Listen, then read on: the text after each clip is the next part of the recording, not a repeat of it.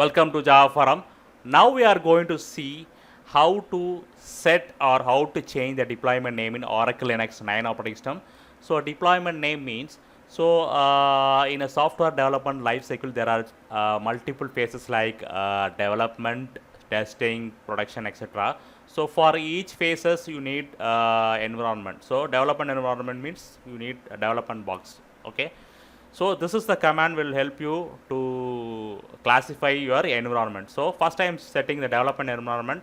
So hostname ctl hyphen hostname ctl space set hyphen deployment. So environment name. So I have set the development environment. So now let me remove this environment. So once again type the hostname. So you can remove the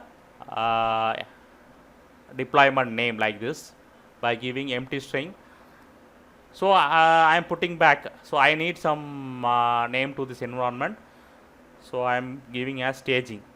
So hostname ctl set hyphen deployment space environment name is a command used to set the deployment name.